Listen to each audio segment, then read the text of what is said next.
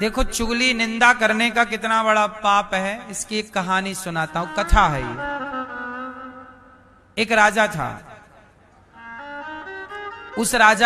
वो राजा एक दिन भ्रमण में निकला, नगर का भ्रमण करूं।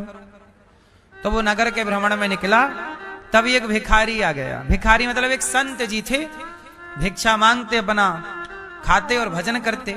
तो संत जी गए तो वहां पर ना राजा दिख गया। तो संत जी बोले चलो आज भिक्षा राजा से ही मांग लेते हैं। तो राजा के पास गए, भिक्षाम देही, हे राजन भिक्षा दो। तो राजा बड़े अभिमान में था। उसी समय ना राजा का जो घोड़ा था, उस घोड़े ने अपने लीद की, है ना, जैसे गाय गोबर करती है, ऐसे घोड़े के गोबर को लीद कहते हैं। क्या कहते हैं? घोड़े ने लीद की।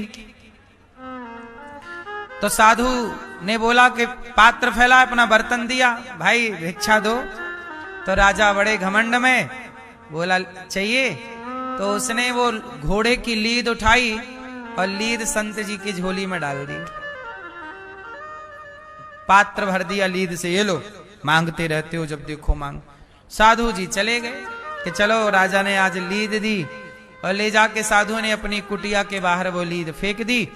बर्तन धोया, भजन में लग गए पानी पी के, क्योंकि वो तो एक बार खाते थे, एक बार मांगते थे, जो मिल जाए वही पाते थे। अब लीद मिली तो लीद खा तो सकते नहीं, चलो राजा ने दिया।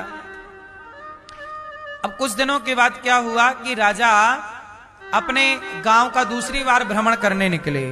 तो उन्होंने देखा कि जंगल में बहुत बड़ा पहाड़ दिखाई पड़ रहा। तो राजा को बड़ा आश्चर्य हुआ कि भैया कल तक तो पहाड़ नहीं था, हमारे राज्य में ऐसा कोई पहाड़ कभी था ही नहीं।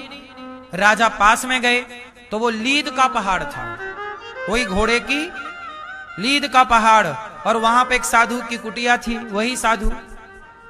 अब राजा गए साधु के पास, महाराज ये हमारे क्षेत्र में ये पहाड़ कैसा लग गया लीद का, हमने तो कभी ये पहाड़ देखा नहीं।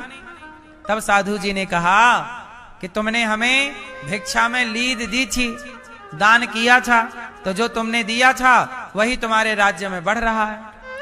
तो इतना बड़ा पहाड़ लग गया लीद का, तुमने लीद दी तो लीद बढ़ गई, तुमने अन्न दिया होता तो तुम्हारे राज्य में अन्न धन बढ़ता, तुमने लीद दी है, लीद बढ़ रही है।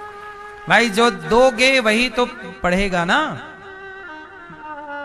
आम का पेड़ लगाया तो आम का ही ना पौधा बढ़ेगा।